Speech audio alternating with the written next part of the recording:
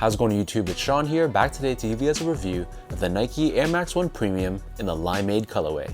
Today's video is sponsored by Rose Gold and Black. Rose Gold and Black is an Australian-based jewelry and accessory company, and their products are very wearable, very versatile, and it's a very easy way to spice up your outfit.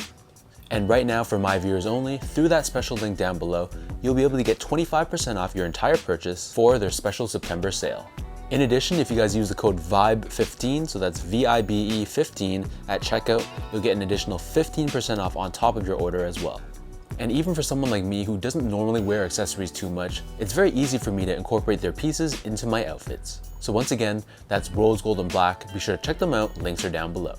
Jumping back to the shoes, these Air Max 1 Premiums dropped on September 19th for a retail price of $140 US or $185 here in Canada. The official colorway for this shoe is Pine Green and True White, and this shoe pays homage to the Air Max 1 Lemonade colorway that was originally part of the 56-pair Nike Air Max Powerwall pack. This expansive collection of shoes dropped back in 2006 as a lead-up to the Air Max 360, and they ranged from OG colorways like the Infrared 90s or the Silver Bullet 97s, to newer takes like the Air Max 1 Lemonade, which according to rumors is also set to release later this year. Long story short, the Powerwall pack was pretty limited at the time, but many of those pairs in that collection are grails for OG and true Air Max heads. As for this shoe, while this was a limited release, this wasn't the most difficult shoe to pick up. I managed to grab this pair online through Livestock, so a big shout out goes out over to them. Taking a deep dive into the shoe, starting things off with the toe box, this is constructed using this very vibrant pine green colored mesh. Surrounding the outer edge of the toe box, this is constructed using the synthetic green colored leather. Nike also did a pretty good job on the shape of the toe box. It has a pretty decent slant and taper to it, which I was pretty happy about. This synthetic green leather also runs down the entire length of the lateral side of the shoe, serving as a mudguard. Moving downwards on the quarter panel of the shoe, we have the synthetic overlay with this repetitive air branding found throughout. This area is done in reflective 3M, so it will light up when exposed to direct light like flash.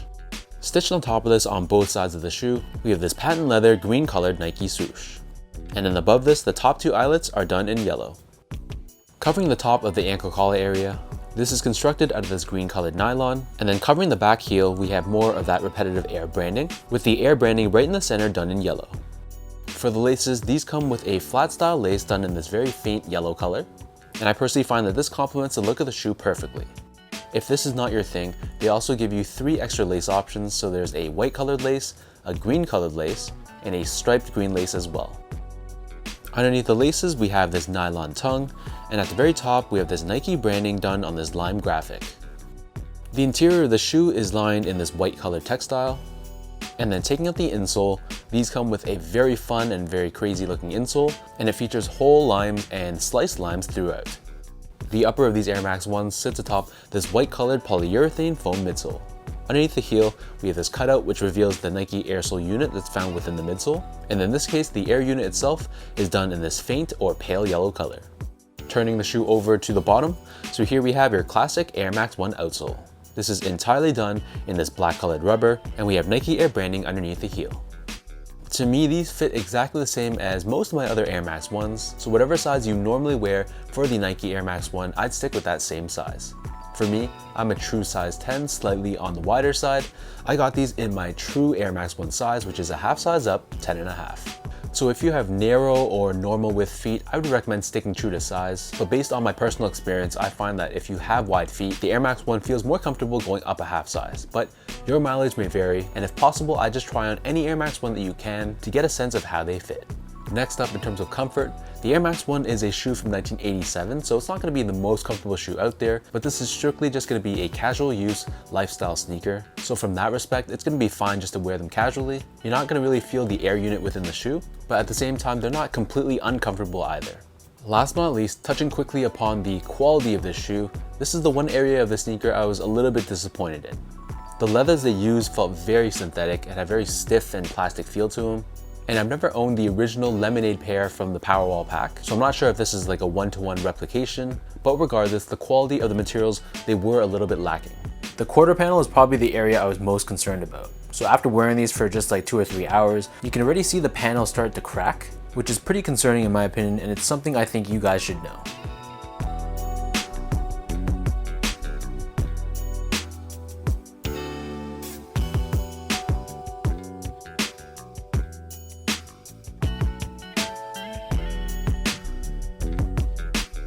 With all that being said now, let's lace up these Limeade Air Max 1s and I'll show you guys how these look on feet.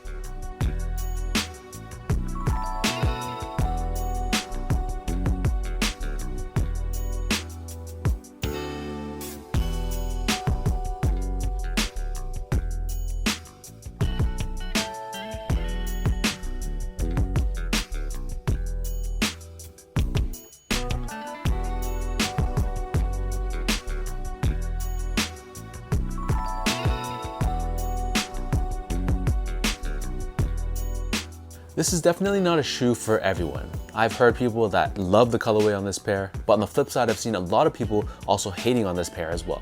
For me, I understand the significance of the Powerwall pack, and being a big fan of the Air Max 1, this was a pair I really wanted to add to my collection.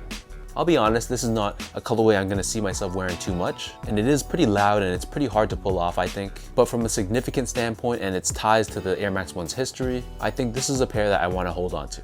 So let me know in the comment section down below what you guys think about this Limeade Air Max 1 Premium. How do you feel about this colorway of this shoe? And if rumors are true, are you guys going to be picking up the original Limeade pair, as well as the rumored pink Limeade Air Max 1 as well? If you guys like this video, be sure to like, comment, and subscribe. Give me a follow on Instagram at esco8. Check out my Twitter at sean.go, and visit my website at seango.ca. So until next time, thanks so much for tuning in.